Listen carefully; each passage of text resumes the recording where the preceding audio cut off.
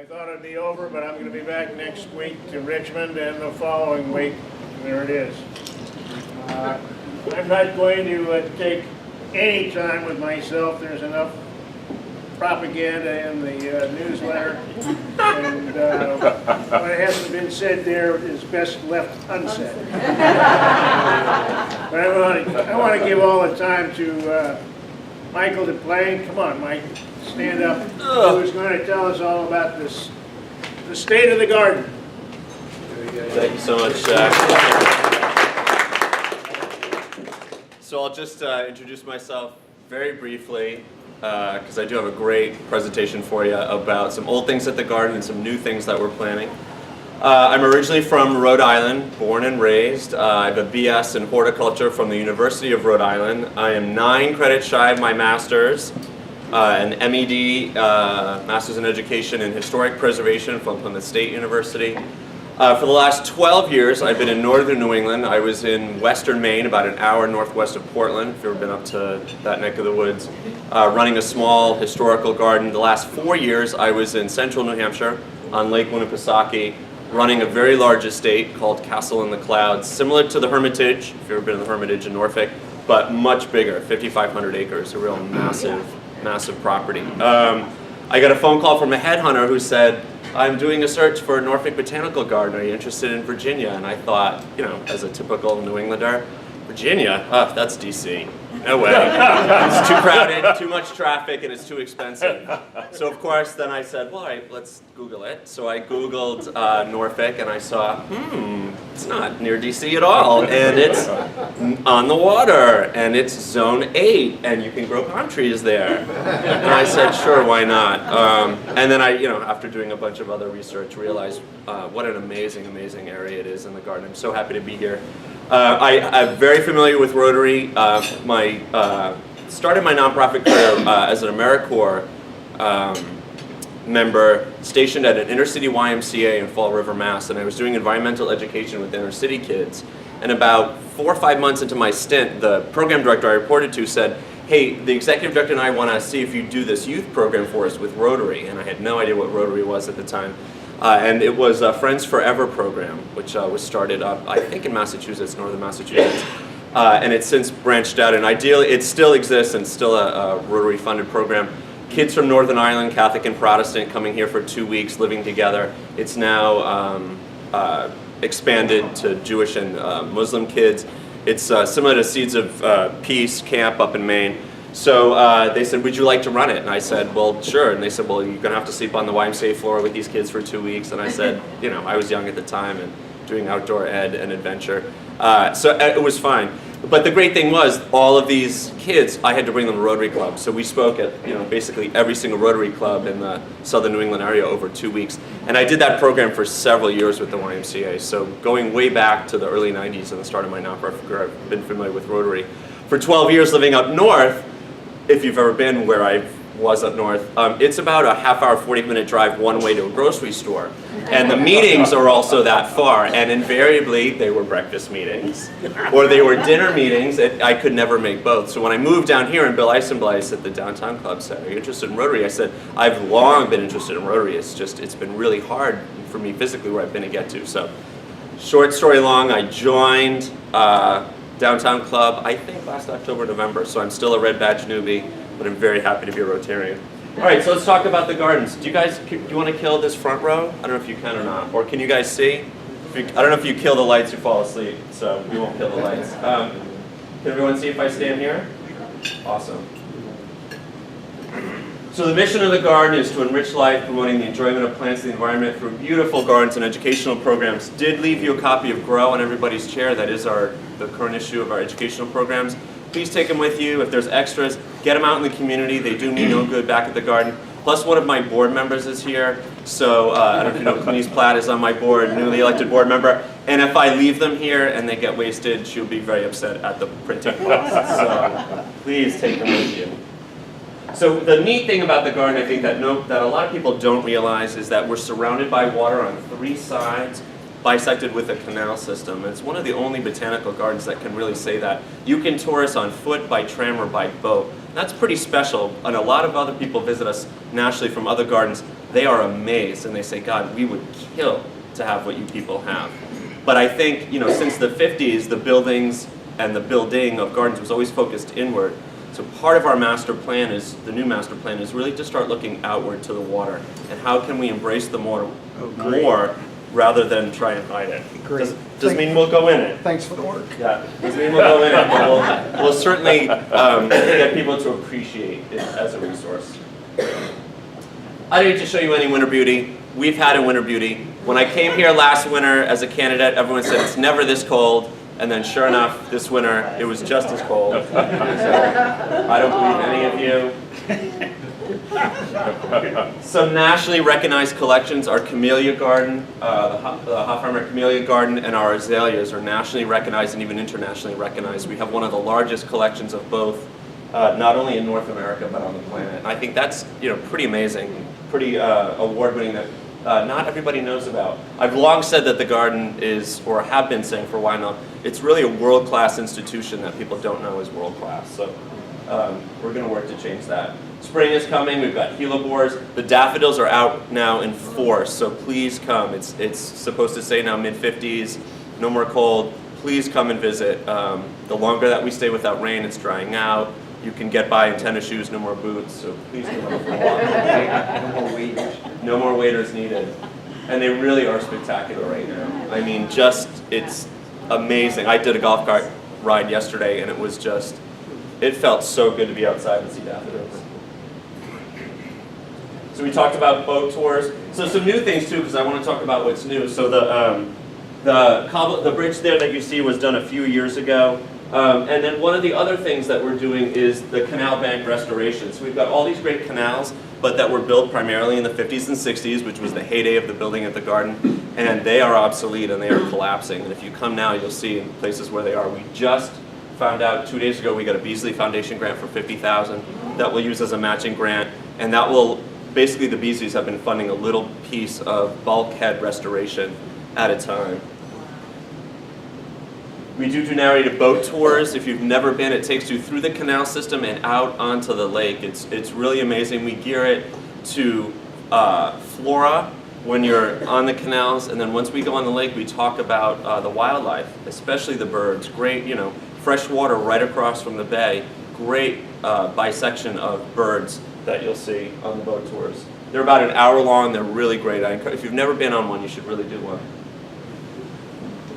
Again, we're talking about canal bank and canal bank stabilization. Amazing bird population there. It really is an oasis in the city. That 155 acres is such a great place for them to stop along their migratory patterns, and as well as the birds that stay here year-round. It's an amazing birding spot. More spring blooms. Obviously, our pansies have totally perked up after the winter. And soon we'll be into tulips and hyacinths as well. Magnolia blossom, bottom left. Statuary Vista, very excited. A lot of people, does anyone know who did these statues? I'm so glad we're going to spend $500,000 to tell you about it. These statues are all original works by Moses Ezekiel. Moses Ezekiel is a very famous, nationally recognized sculptor who was the first Jewish graduate of VMI and served the South in the Civil War. An amazing story. We have one of the largest collections of his sculptures in one place, and that's in Statuary Vista. They were, as you can see from the bottom photo, in very poor condition. They had been outside, they're marble, they had never been restored. So we started a campaign to not only restore them, and we spent over $100,000 restoring them. We had conservatives come down from Philadelphia, but also to endow them so that this wouldn't just be a one-time fix. We would have money always put aside to every 5 years work on them. But then we also said, well, nobody knows about Moses Ezekiel, and this garden has nothing's ever really been done to it since the 60s when it was created. So we need to sort of jazz up Statuary Vista. So the rest of the money that we're raising will start, if you've ever been a Renaissance court, that's at the top. I've got slides coming of that in a bit. We're going to do a step-down walkway with either limestone or granite panels that will tell you the story about Ezekiel and his service to the South, the fact that he was the first Jewish grad of VMI, and then his national prominence as a sculptor. We're also going to add some brick walkways on each side of the beds with benches, because you walk through this beautiful vista, but there's really nowhere to just sit. It's an amazing view of the water there too, but you kind of walk through it and you can't linger, so we want to give you spots to linger. We're also going to bisect the path with bluestone. So we're going to do strips of bluestone that will meet the brick walkways. The other great thing about the design too is the pavers and or the bluestone will be memorial opportunities. So you can buy one for a loved one or to honor someone who's still living, as well as the benches too. Azaleas. Obviously the signature of the garden is our azaleas. It was started as an azalea garden. The road is named Azalea Garden Road. One of the largest collections.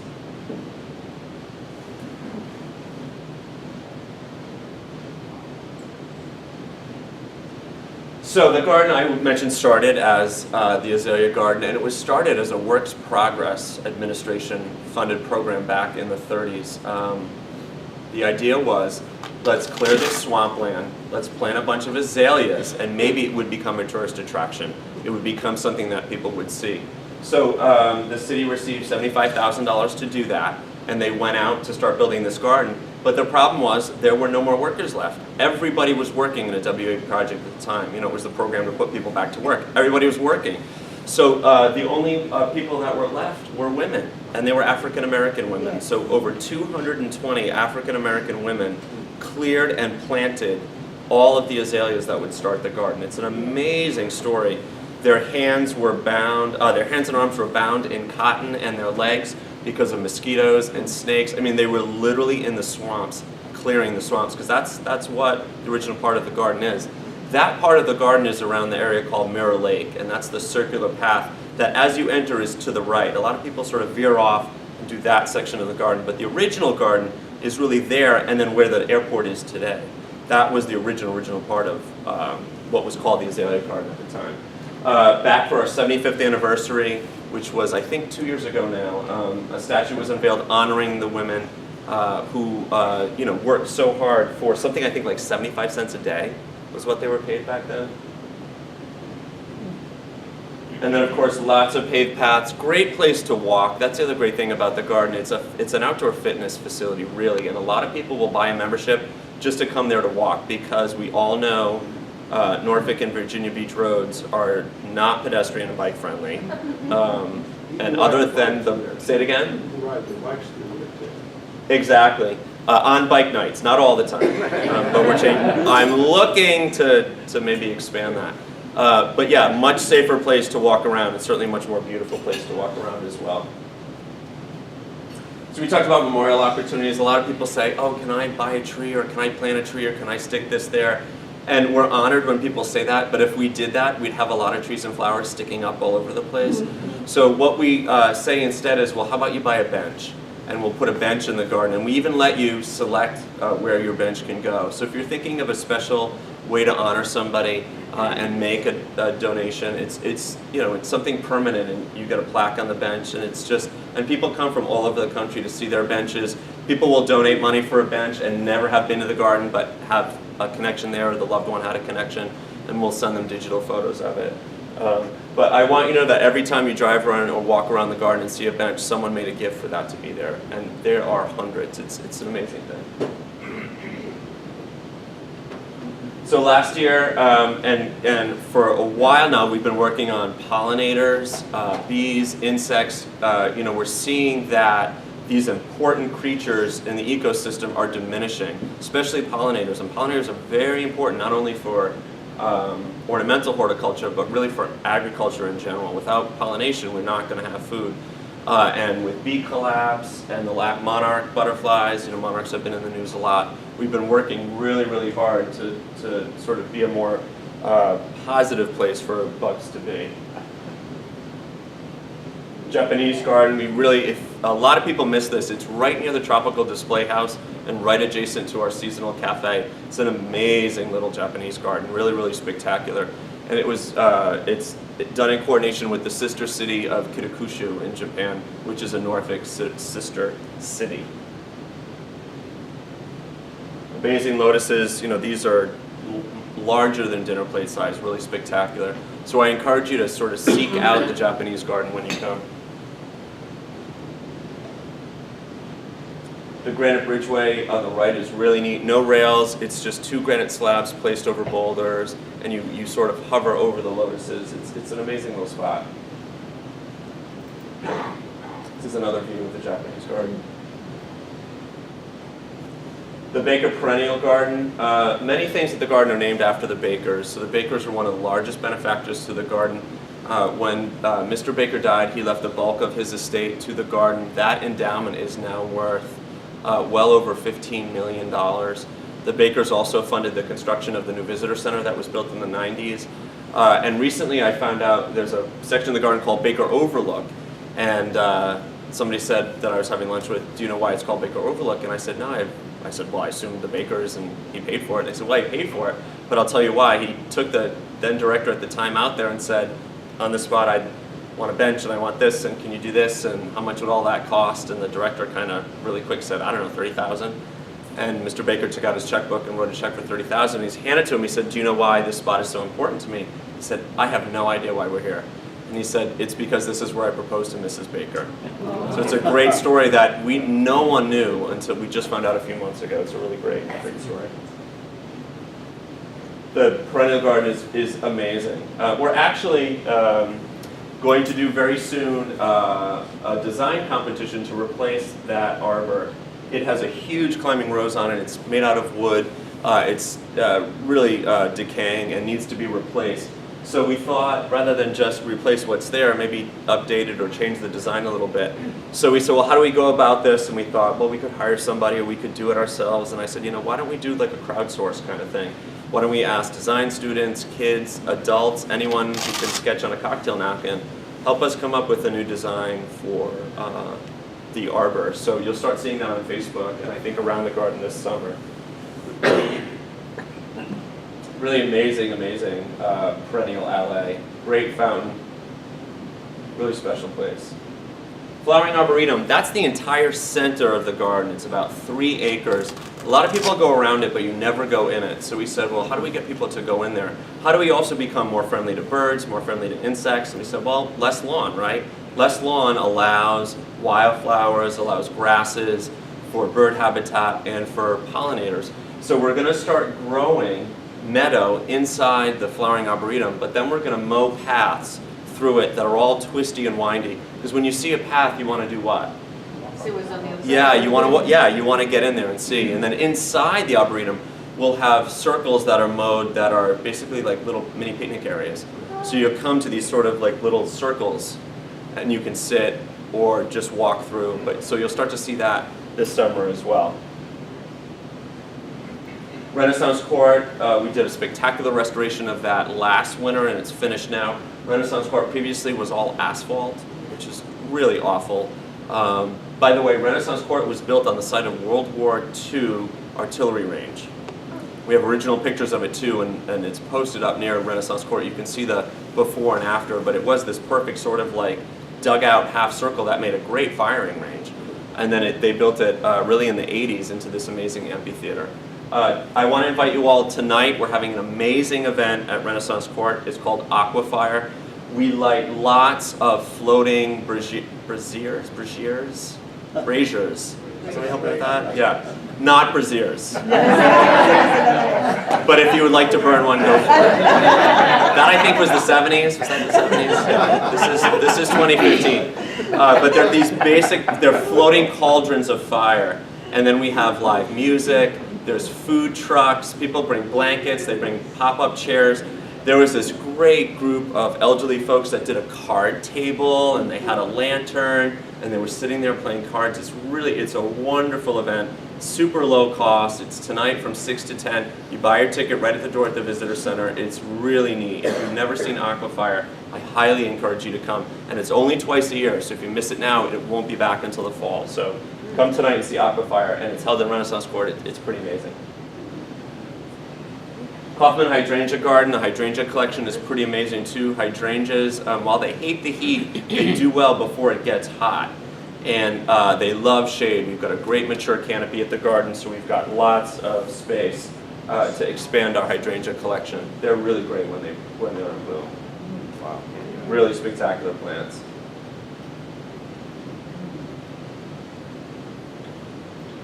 So we talked about some other new things. So grasses, especially in the last, I'd say, decade to even the last 5 years, have become very popular. They're great because they're perennial, meaning they come back year after year. So it saves us on planting costs. It saves on labor.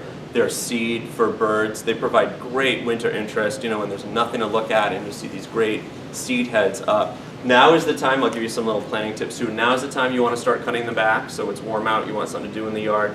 Go back and cut them right down to the ground for when it really warms up and they start popping again. Hidden beauty, lots of art in the garden. We've got an amazing art collection that's sculpture in the garden. Modern sculpture, a lot of figure sculpture. We have a really amazing collection of Turner's. Turner is the Eastern Shore artist who does a lot of real life bronzes.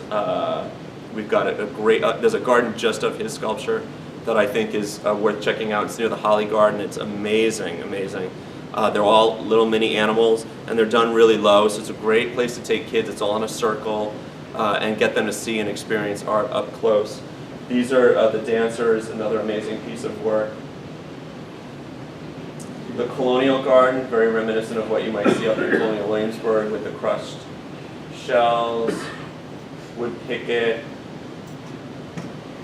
These are photographers, they're not just crazy people. Of course, 2006 was really transformational at the garden when the World of Wonder Children's Garden opened. This was a 3-acre garden that was one of the first of its kind in the nation and still is one of the best children's gardens in the nation. I had a woman come who's been to many, many national gardens and she said this was one of the best kids' gardens she's ever seen. The kids' garden, it's really about the world, and as you enter, I think the slides are out of order, but I'll show you. As you enter the kids' garden, you enter through a tunnel and you sort of pop out in the ocean, and it's all the water feature. And then from there you can go and radiate around and really visit parts of the world. We've got Cyprus and Greece, and we've got olive trees and fig trees. We've got the Australian outback, African savanna. Russia, we've got the Siberian forest. And then I call it the back 9, but the 2 acres in the back is the American continent. And from standing in one spot, you can see desert to woodland to bog to plains, all in one area, which really shows you the width and breadth of the amazing amount of variation that we have in our own country and on our own continent. It's an amazing part of the garden. Even if you don't have kids, go through the tunnel, get out there and see it. It's really, really spectacular part of the garden that a lot of people, if they don't have kids, just don't get into and see. We talked about birds, an amazing bird habitat out there. Rose garden, one of the largest on the East Coast. Something else I think that people love our rose garden, but they don't realize how significant it is one of the largest on the entire eastern seaboard. Built in 1976 for the bicentennial, that's why it's called the Bicentennial Rose Garden. October is a great time after spring. October is another great repeat bloom time for roses, so a good time to come back. Right now, if you come, they're all been chopped down. They've all been pruned. Somebody said it looks like a bomb went off. But it's amazing, and they'll all get to well over my height by the end of the season. We've got a great new rosarian on staff too. She's really amazing. Obviously, we're known for weddings and receptions. I mean, what better place to get married? Anyone get married at the garden here? I meet people all the time. Say, oh, I was married there. Tram tours, we mentioned that. Also wanted to point out the iconic 1963 buildings. They're they were sort of the ugly stepchild of the garden. You kind of came in and what were those? And they were closed to the public. And for the last 20 years, it was all about building new. It was about the new visitor center, the new children's garden, new gardens that were built. And not a lot of focus on these. And when I got there, I said, wow, these are amazing. Well, first of all, they're mid-century modern, which is a very popular style now, again, of architecture. They're over 50 years old now, so they are historic. And they were built as part of this really big boom in the early 60s to really expand this garden and really make it a national botanical garden. We're working now on a restoration plan. The good news is that much of these buildings were never really touched. They were just sort of let to sit. So there wasn't a lot of alteration that I need to go in and rip out and change. But we are doing some things like ripping out the suspended ceilings and opening up inside. You can see it's called the butterfly roof, very typical of mid-century modern architecture. And inside, the interior ceilings mimic that with recessed lights. It's really dramatic, it's really spectacular, and we're starting to open up those spaces. We're also restoring the auditorium wing of the building. We've moved all staff that were in temporary offices that were constructed and they are out. We'll be ripping those offices out and reopening the auditorium for public programs. We've grown so much, even with the new visitor center in the 90s, we're out of room already. So it'll be great to allow people to come back in. The main rotunda is open to the public, so when you visit, come on in. It's an amazing space. You walk in, and it's as you can see, well over 2 stories with a massive oculus in the center. If you've never been inside, it's really amazing. All the original aluminum grill work is in there too. It's great. Lots of parties and events, stuff for adults too. The garden's not just about kids and moms and strollers. We do wine tastings, cooking classes. I think I've got photos of almost all of them. Spring plant sale coming up, Mother's Day weekend. We have one of the best plant sales in the area. Certainly hard to find, unique, unusual, and then run-of-the-mill stuff that everyone loves as well. Meadow's a newer area in the garden too. We seed it twice a year. It just got seeded for spring bloom. This past fall, it was all orange cosmos. It was spectacular. It looked like the south of France. That you'll see on your way out to the butterfly house. It'll be on the right. Really, really amazing. The meadow was done with sunflowers one year. Butterfly garden. Started as a temporary exhibit. The butterfly house became so popular it's now permanent. And it's just amazing, amazing if you've never been. So it's screened, you enter, and there are hundreds and hundreds of butterflies. I believe we open April or May, weather dependent, temperature-wise, and we go right through the fall with the butterflies. And they're there 7 days a week. You can visit 7 days a week.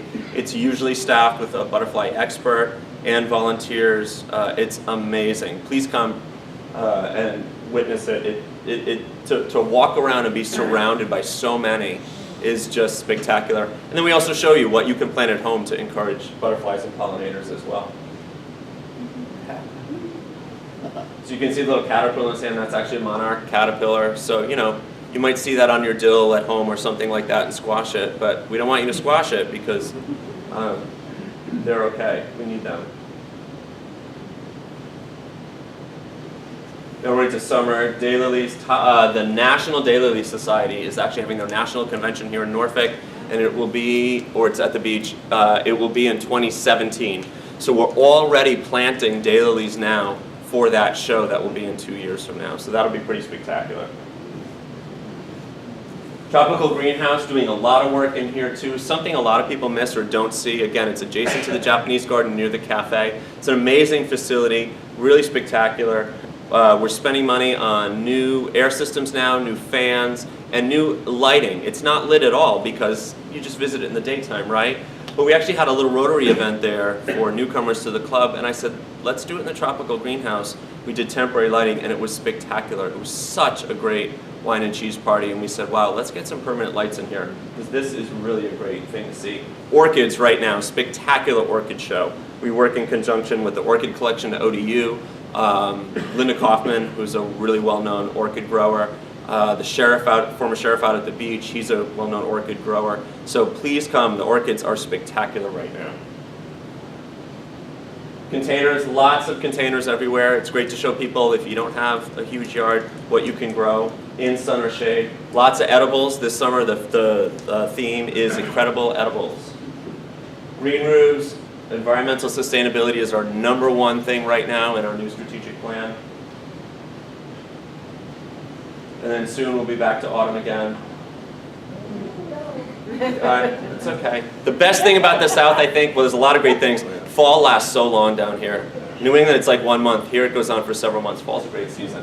Garden gift shop, we just totally renovated this. It looks totally different than this. I think you'll be surprised when you come how amazing our new gift shop is, so please come. Of course, Garden of Lights, our single biggest event. 20th anniversary this year. USA Today nominated it as one of the top 20 light shows in the country. They had voting the first 2 weeks of December online nationally, and we ranked 8 in the country, ahead of Atlanta Botanical Garden, which you can imagine how many more people live in Atlanta and can vote and how much more money they have. Here's the kids' garden, yeah, I knew it. So you walk in the world of water, and then all of the other gardens are around. So please come in and visit the back nine, like I call it. We do homeschooling, lots of education, bike nights, we mentioned that, looking to expand those, looking to expand dog access at the garden too. I meet a lot of people who say, I'd love to go, but I can't bring my dog. Ballroom dancing, botanical sketching, art, cooking, wine, photography, backyard bouquets, owl prowls, kayaking. I'd love to do paddleboarding on the water. No. High schools do a lot of skull racing. Rowing, yeah, and they're out there right now. We do a lot of high school regattas. That brings up another thing that we would love to do, which is we'd love to replace the causeway with a bridge. That causeway that's there is kind of built on fill, it's settling. We would love to do a bridge over the causeway and then allow collegiate regattas because then they could go under. Right now they hit the causeway and that's as far as they go. So for high school it's sanctioned, but not for collegiate rowing. But we'd love to do more rowing. We do pause to read at the library and lots of volunteer opportunities. So if you or your club are looking for something to do, we'd love to have you. And that's it. That's Lily. She's going to be on the loose this summer. Lily's our mermaid. And we've decided to move her around the garden, and we're calling her Lily on the Loose. So every season she's going to move to a new section of the garden. You have to come find her. All right. No, we didn't. She still looks like she is. That was great. Thank you. Thank you so much. Yes. Do you ever have your plants up for sale? Yeah, so right now, one of the things we did with our reinvigorated gift shop is, you walk in and I said, I can't buy a plant here. It's a botanical garden. So we are now, in fact, we have orchids for sale in our gift shop and primroses right now for sale in our gift shop. Starting this season, you'll always be able to buy plants, and then anything not sold at the plant sale, you'll be able to go outside of our gift shop and buy. So yeah, I guarantee you, no matter when you come to the garden, you can buy a real plant. Great. Thank you. You're A welcome. little something to remember our breakfast club well. Coffee, Coffee mug, perfect. better, nothing better, right? And if you'll pull our winning lottery ticket for the day, or raffle ticket. Okay, last three numbers, 645. Bingo. Oh, Ken wins again. Yeah, 640. All right. Thanks, folks. Have a great week. If you need cake to go, we've got to-go boxes. They're out right now. I just saw them yesterday.